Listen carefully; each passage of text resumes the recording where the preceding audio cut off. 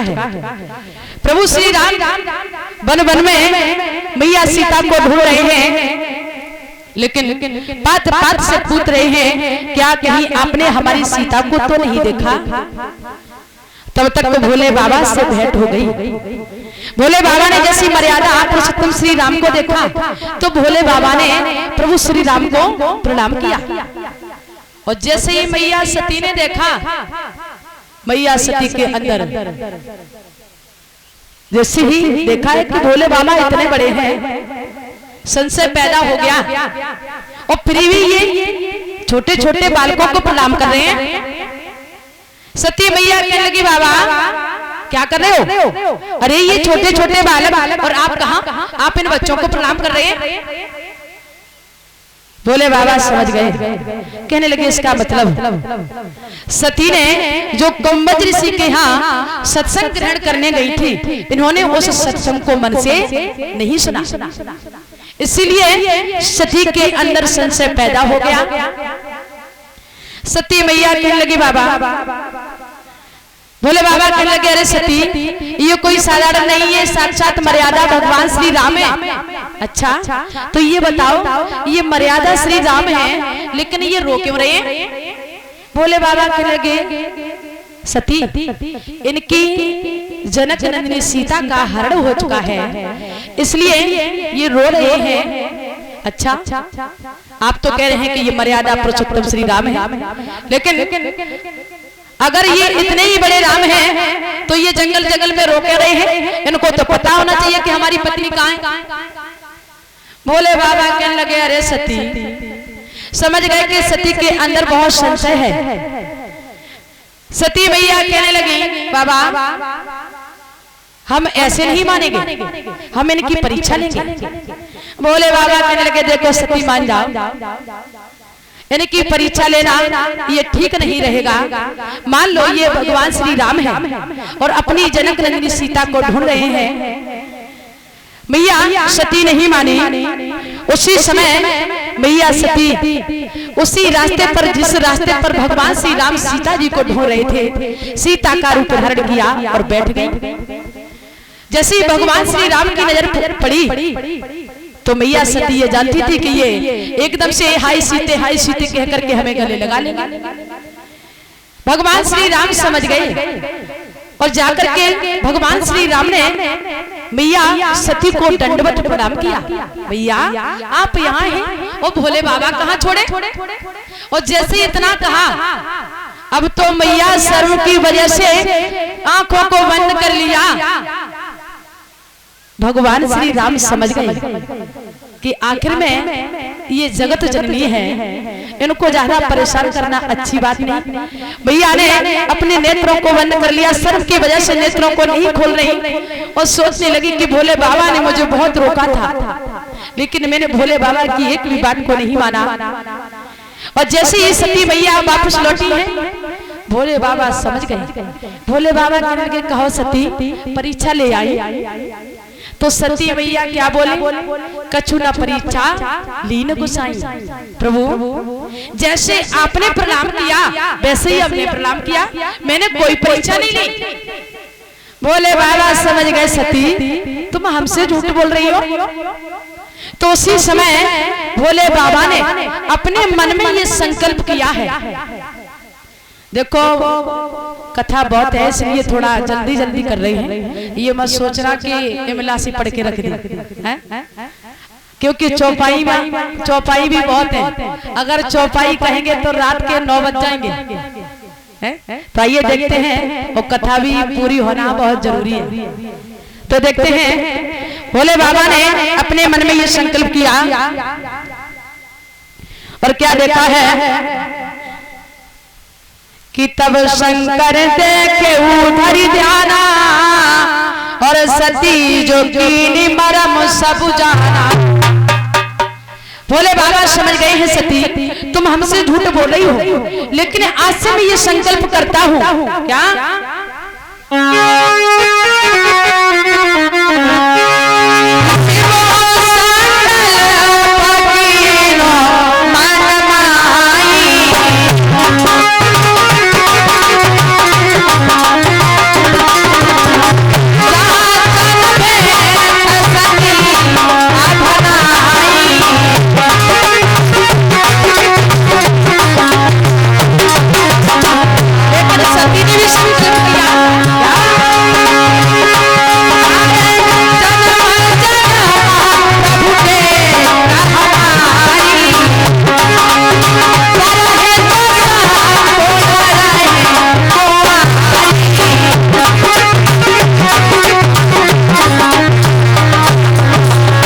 अरे जन्म जन्म प्रभु टेक हमारी, और बरहे तो शंभु न रहे कुआरी। मैया सती ने भी संकल्प किया, अगर हमारा विवाह होगा तो केवल आपके ही साथ में होगा, नहीं तो जन्म जन्म कुआरी घूमती रहूंगी। आज मैया सती समझ गई है, जब मैया सती झूठ बोल गई बाबा नाराज हो गए। मैया सती भोले बाबा आगे आगे जा रहे हैं, मैया सती पीछे पीछे है।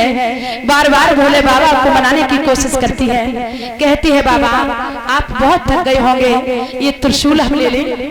भोले बाबा बोले नहीं, त्रिशूल चुपचाप से सती को पकड़ा दिया। फिर भी भोले बाबा नहीं बोले। फिर सती बोली बाबा आप डमरू कब से हाथ में लिए हो बाबा, आप थक गए होंगे, कहो तो ये डमरू हम ले लें। सती सोच रही है कि कैसे भी भोले बाबा को मना ले। भोले बाबा ने त्रिशूल भी सती को दे दिया, डमरू भी सती को दे दिया, लेकिन भोले बाबा अपने मुख से एक शब्द नहीं बोले। भोले बाबा ने कैलाश पर्वत पर जाकर के अखंड समाधि लगा ली। ऐसा ही नहीं, 1 वर्ष नहीं, 2 वर्ष नहीं, कई वर्ष व्यतीत हो गए। 87,000 वर्ष तक भोले बाबा ने समाधि, अखंड समाधि लगा ली। तो ऐसा ही नहीं, बताया है कि जब 87,000 वर्ष व्यतीत हो गए तो लिखा है कि बीते संबत सहस्र 87 और खुली समाधि शंभु अविनाशी। 87,000 वर्ष व्यतीत हो गए, और जब भोले बाबा की समाधि खुली है तो मैया सती ये जानती थी कि अब बाबा हमसे नाराज नहीं होंगे। और जैसे ही भोले बाबा की समाधि खुली तो आज मैया सती को भोले बाबा ने सन्मुख आसन दिया। और सन्मुख आसन किसका होता है? माँ का। सामने आसन डाल दिया। मैया समझ गई कि अब भोले बाबा हमसे नहीं बनेंगे, भोले बाबा बहुत नाराज हैं, मैंने बहुत गलत किया है। तो धीरे धीरे वही समय आया। एक दिन मैया सती भोले बाबा के चरणों की सेवा कर रही है तो क्या देखा कि आकाश मार्ग से विमान जा रहे हैं। मैया सती पूछने लगी बाबा ये विमान कहाँ जा रहे हैं? भोले बाबा कहने लगे हैं अरे सती, जो तुम्हारे पिता दक्ष हैं उन्होंने यज्ञ कराई है, लेकिन बाबा हमारे लिए तो कोई निमंत्रण नहीं आया। भोले बाबा कहने लगे, मैया सती कहने लगी बाबा कोई बात नहीं, आप ही तो कहा करते हैं कि गुरु मित्र और पिता के यहाँ बिगर बुलाए जा सकते हैं। बाबा आप हमें आज्ञा दो, हम अपने पिता के घर जाएंगे, बहुत दिन हो गए मैंने माता पिता के दर्शन नहीं किए। तो उसी समय मैया सती बाबा से बोली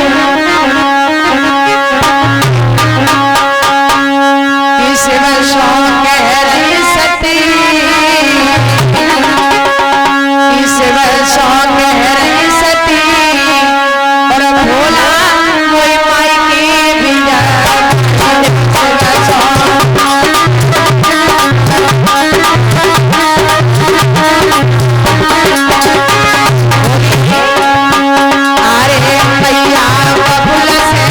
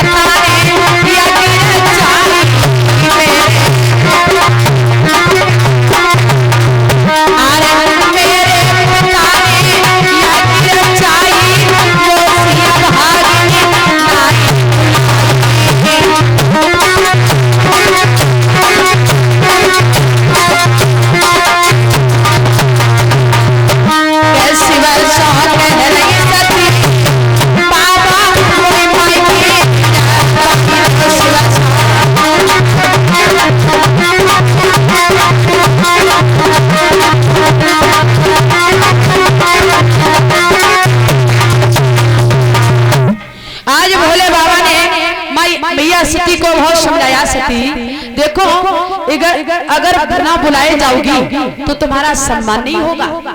लेकिन सती नहीं मानी, कहने लगी बाबा आप ही तो कहा करते हो कि गुरु और पिता के यहाँ बिगर बुलाए जा सकते हैं। भोलेनाथ ने मैया सती को बहुत समझाया, लेकिन मैया सती नहीं मानी। उसी समय भोले बाबा ने आज्ञा दी है, 2 गलों को साथ में भेजा है। मैया सती जब अपने पिता दक्ष के यहाँ पहुंची है तो क्या देखा है कि सभी देवताओं के लिए आसन है, जगह है, लेकिन भोले बाबा के लिए कोई जगह नहीं। मैया सती को बड़ा अपमान लगा। उसी समय मैया सती उसी अग्नि कुंड में खड़ी हुई, उसी अग्नि कुंड में खड़े होकर के अपने प्राणों की आहुति दी है।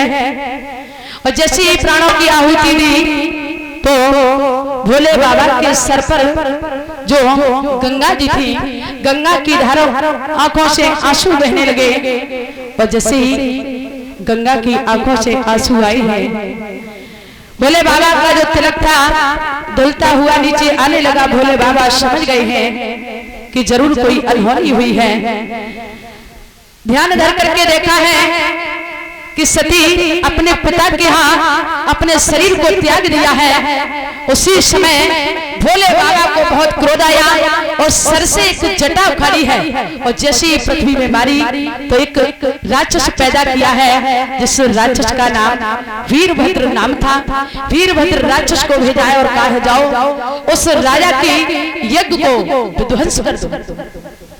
वीरभद्र चला है, मार काट करने लगा है, यज्ञ को जाकर के विध्वंस कर दिया और राजा दक्ष के सर को काट करके उसी अग्नि कुंड में चढ़ा दिया।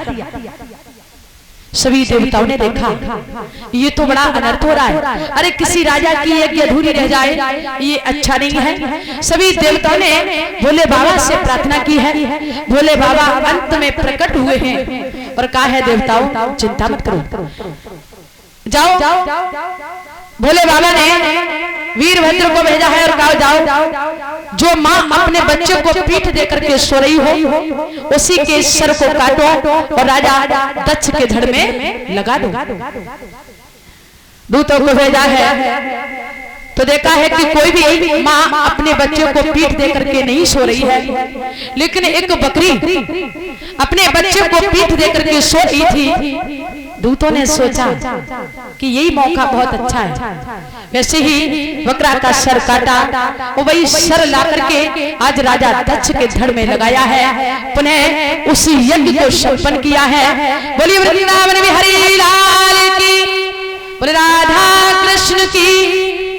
अब परीक्षित महाराज छोटा सा भजन बोल लो और इससे आगे की कथा कल आप लोग श्रवण करेंगे क्योंकि समय बहुत हो चुका है। तो सभी वक्त परीक्षित महाराज आरती को तैयार कर लेंगे और इससे आगे की कथा भोलेनाथ का विवाह है, आगे कल बड़े विधि विधान से आप लोगों को सुनाया जाएगा। तो ये सभी भक्त आरती करने के लिए खड़े हो जाएंगे।